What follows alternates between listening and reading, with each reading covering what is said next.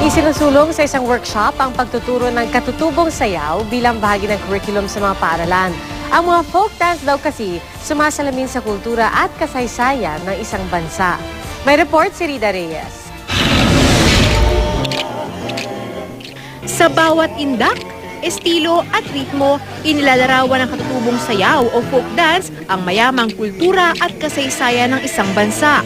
Kaya ang yaman ng kulturang Pilipino di nakapagtatakang nasasalamin ng samut-saring indayog ng ating mga ninuno.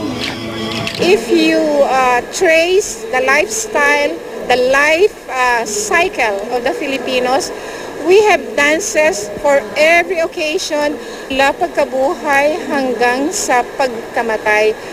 Ang Filipinos have dances and practices and rituals. So it's very diverse. Pero sa pag-unlad ng teknolohiya at pagsikat ng hip-hop, ang ating mga katutubong sayaw tila unti-unti na raw nabaon sa limot.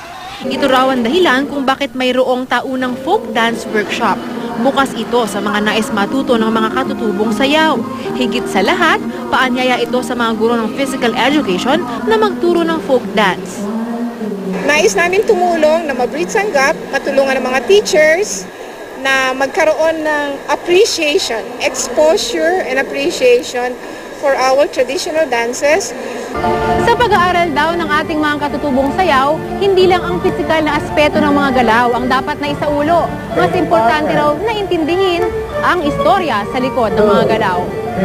Ang grupo ng mga MAPE teachers na ito mula Mindanao, dumayo pa sa Maynila para matutunan ng ilang katutubong sayaw na kanilang ituturo sa papasok na school year. May emotion, may passion talaga. Kaya kailangan naming matutunan, mahalin yung sariling sayaw natin, katutubong sayaw, para madali naming maituturo sa aming mga mag-aaral pagdating namin sa sarili naming mga rehiyon. Ang dance group naman ni Bonifacio, 25 taon nang nagtatanghal sa mga multicultural shows sa Amerika. Umuwi raw sila dito para lang makakuha ng dagdag na kaalaman tungkol sa folk dance na kanilang ipalalabas abroad.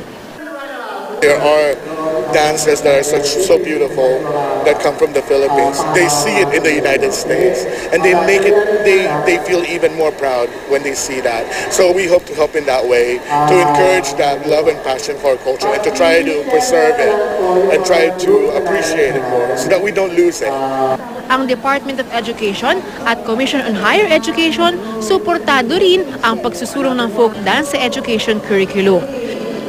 Ang pagtuturo ng folk dance sa isa sa mga bahagi ng curriculum na yan ay tuturo mula grade 1 at yan ay may mga fundamentals na ng sayaw. Ang grade 2 ay meron na ring katutubong sayaw o di kaya may mga etnikong sayaw. Sa pamamagitan ng sayaw, walang dudang na ipapakita natin ang ating makulay na tradisyon at mayamang kultura.